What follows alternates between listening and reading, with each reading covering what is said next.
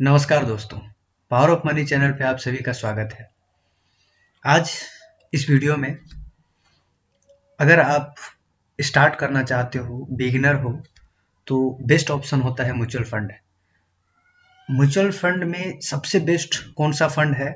अगर आपको कुछ भी नहीं पता है, नथिंग इन्वेस्टर हो, तो आपको कौन सा फंड सेलेक्ट करना चाहिए, स्टार्ट किस फंड से करना चाहिए, ये बहुत बड़ा प्रॉब्लम वाली और सबसे डिफिकल्ट क्वेश्चन है।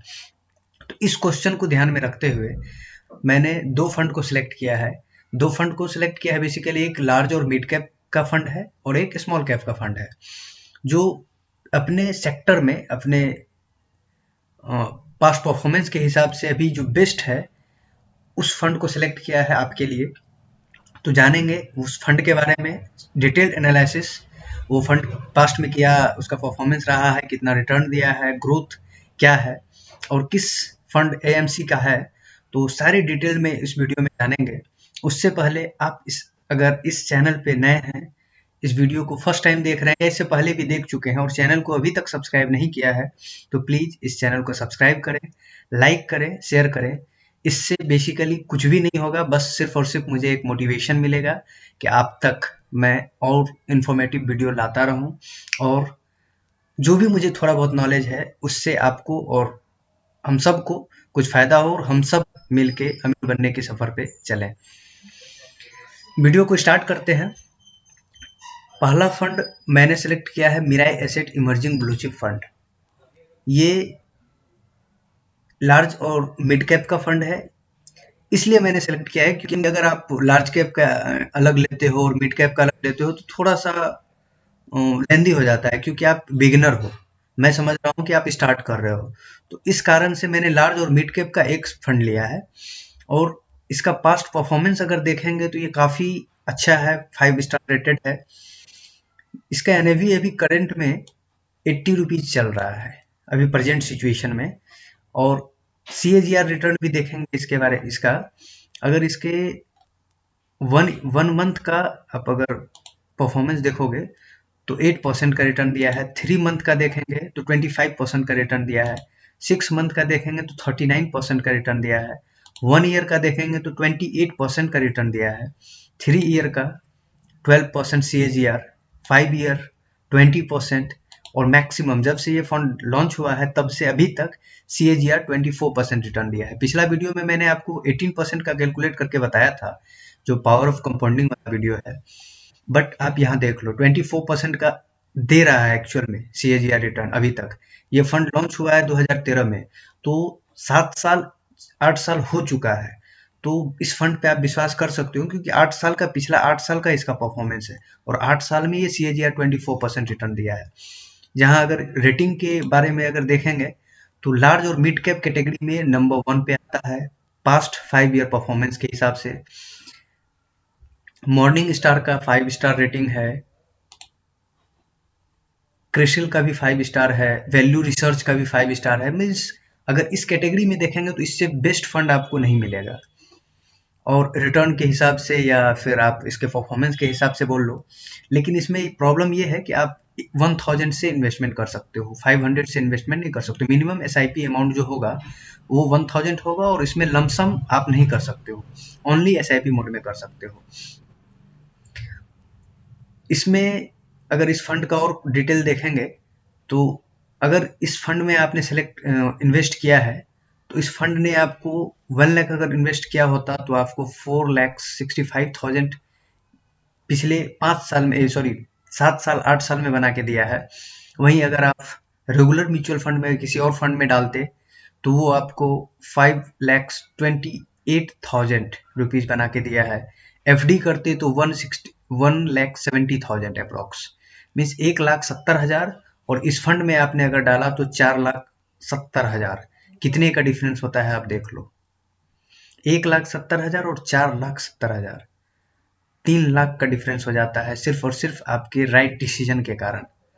तो जब भी इन्वेस्ट करें सही समय पे सही डिसीजन ले, ये इम्पोर्टेंट होता है। और इसके अगर और डिटेल में जानना चाहेंगे कुछ, तो एसेट मैनेजमेंट में जो इसका जो साइज है एसेट एएमसी का, इस फंड का साइज है 14,000 302 करोड़, 14,302 करोड़ का ये फंड है। तो काफी बड़ा है, रिस्क भी उतना ज्यादा नहीं, एक्सपेंस रेशियो भी बहुत ज्यादा नहीं है, 0.74% एक्सपेंस रेशियो है, कैश होल्डिंग 1.27।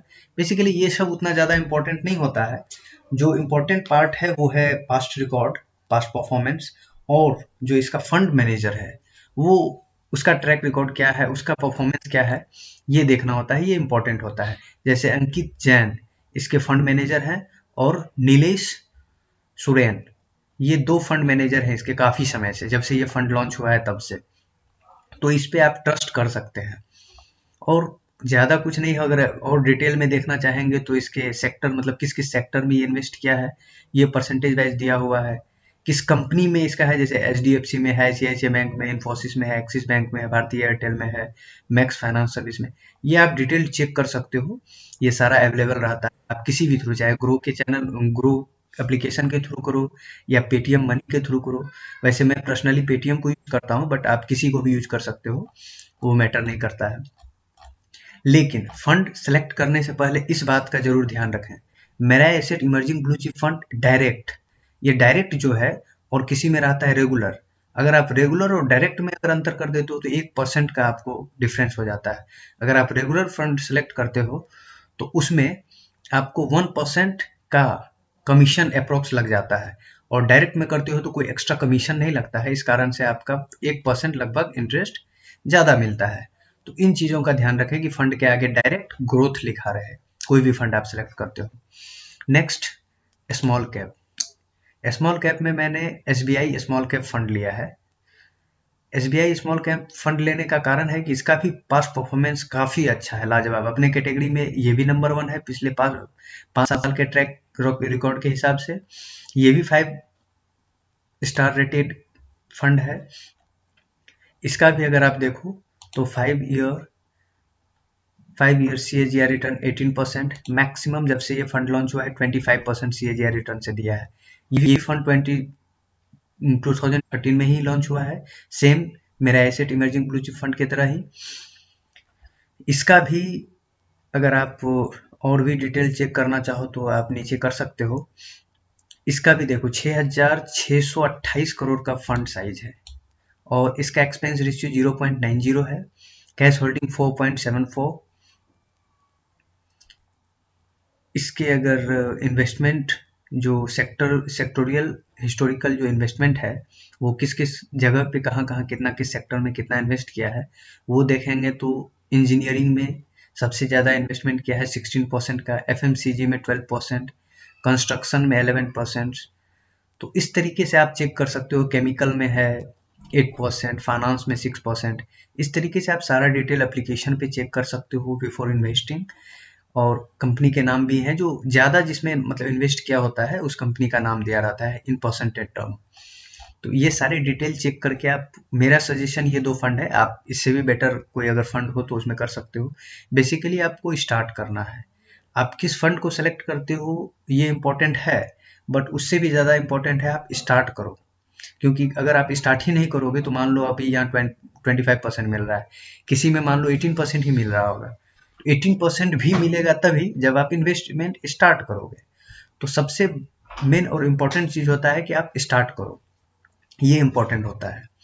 तो ज़्यादा टाइम वेस्ट नहीं कीजिए। आप जिस भी एज में हैं, आप स्टूडेंट हैं, आप वर्किंग मेंबर हैं, या आप कुछ भी कर रहे हैं, कहीं भी हो, अगर आप अभी तक इन्वेस्टमेंट नहीं किए हो तो ये बहुत बड़ा मिस्टेक होगा आपकी लाइफ का, अगर आप अभी भी इन्वेस्टमेंट नहीं करते हो तो।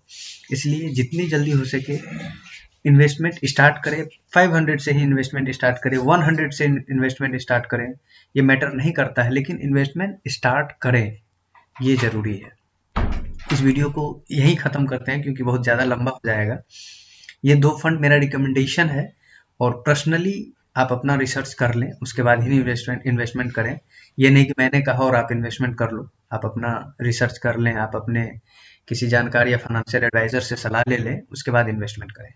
Thank you. अगर अभी भी इस चैनल पे आप फर्स्ट टाइम विजिट किए हैं या फिर रेगुलर वॉच देखते हैं बट सब्सक्राइब नहीं किया है, तो इस चैनल को सब्सक्राइब जरूर करें। इससे मुझे मोटिवेशन मिलता है और कुछ नहीं। Thank you.